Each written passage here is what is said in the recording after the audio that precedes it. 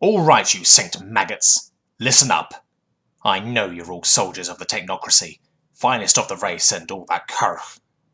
Now that the war with the Draxan Confederacy has taken a turn for the worst, you younglings will be deploying alongside our new human allies. Next stop is Fargus Prime. You're being attached 2 units of Terran heavy armour and a detachment of the 365th Heavy Drop Infantry. I hear you scoff and say what a paltry few soldiers and vehicles could possibly do. I know the barrackroom tales of the Terrans, how they are stupid apes, lacking refinement, both culturally and with regard to their military doctrine. How they bumble with their crude technology, and that they are undisciplined crown of all trades, lacking the distinct specialisation of our fire breathers or ground strikers, among other of our legion's most revered warrior castes. But let this old claw tell you this, do not underestimate them. You see, I was a mere Rokran, fresh out of boot, when I fought against the humans on Fraxium Secundus. Hronga front for 3 months in the opening. Never have I witnessed such horror. The fighting became bogged down, neither side could gain ground.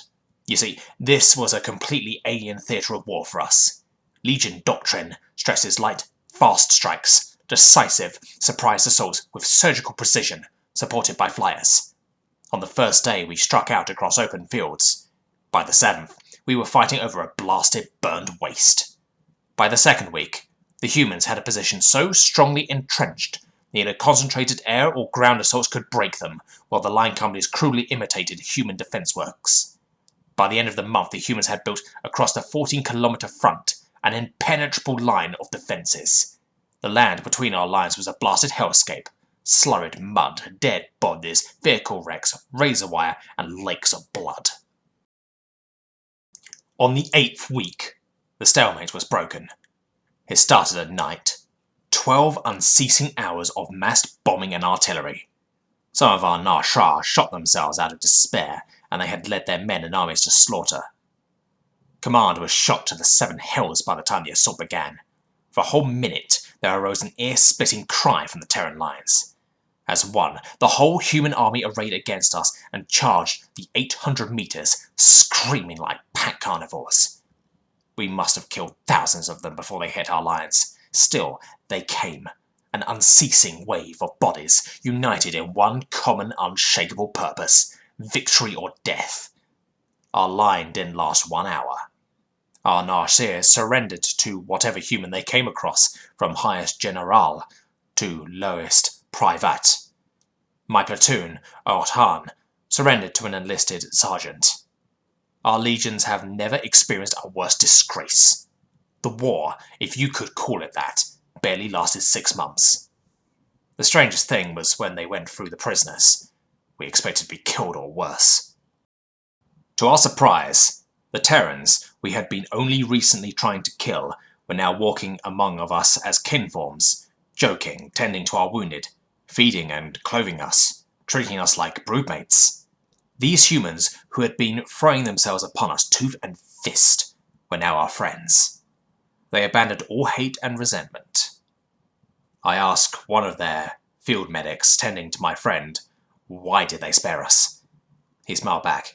We're both of us only doing our jobs.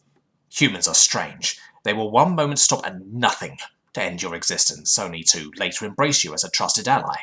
They can love and rage in equal measure.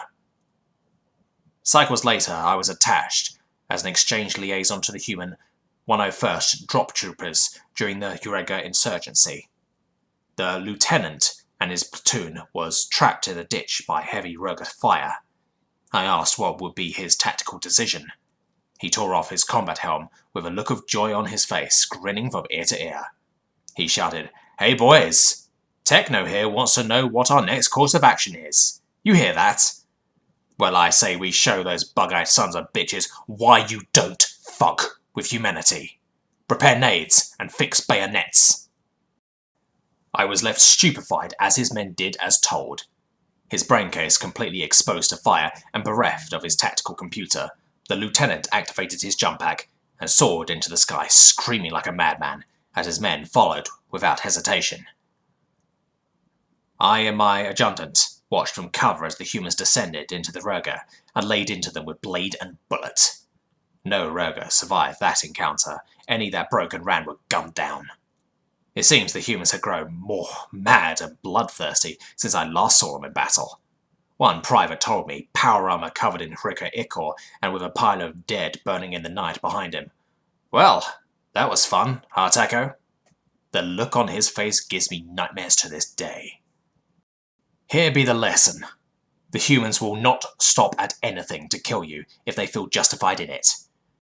The Rega genocide of Terran colonies was deemed acceptable cause to crush them mercilessly. But they will openly accept your friendship.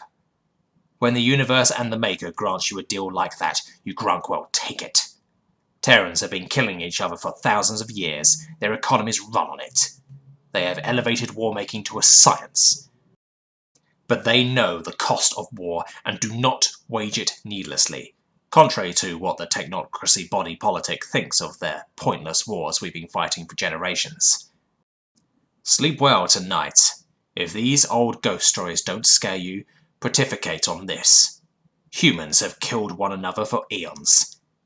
If there is one thing they know, it is the art of death. Remember that when you drop in with the 365th. This war won't last long.